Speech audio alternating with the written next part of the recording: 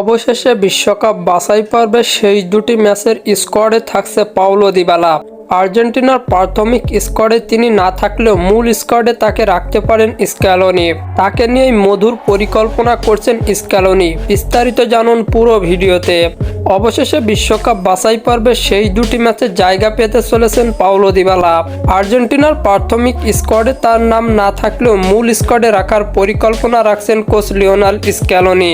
এ খবর সামনে আসার পর থেকে সমর্থকদের মধ্যে বাড়ছে উত্তেজনা। দীর্ঘদিন ধরে জাতীয় দলের বাইরে ছিলেন দিবালা। ইনজুরি আর ফর্মের কারণে তাকে অনেক ম্যাচেই দেখা যায়নি। তবে শেষ মুহূর্তে কোচের পরিকল্পনায় পরিবর্তন এসেছে। স্ক্যালোনি নাকি তাকে সেই দুটি ম্যাচে ব্যবহার করতে চান। ভেনেজুয়েলা আর ইকুয়েডরের বিপক্ষে মাঠে নামছে আর্জেন্টিনা। এই দুটি ম্যাচকে শেষ প্রস্তুতি হিসাবে দেখছে তারা। আগামী বিশ্বকাপের আগে দলের ভারসাম্য তৈরি করা স্ক্যালোনির বড় লক্ষ্য। তাই অভিজ্ঞতা কাজে লাগাতে চান কোচ। সেই অভিজ্ঞতার বড় ভরসা হতে পারেন পাওলো দিবালা। রোমার হয়ে নিয়মিত খেলছেন তিনি। ক্লাব পর্যায়েও ফর্মে ফিরেছেন তার পায়ে। এখন সময় জাতীয় দলে ফেরাটা হতে পারে বিশেষ কিছু। তবে তাকে স্ক্যালোনি ফেরাবেন ভিন্ন রূপে। কারণ 5ই সেপ্টেম্বর ভেনেজুয়েলার সাথে ম্যাচের শেষ ম্যাচ হতে পারে। বাকি একটি ম্যাচ ইকুয়েডরের ম্যাচের মধ্য দিয়েই দিবালা ফিরতে পারেন।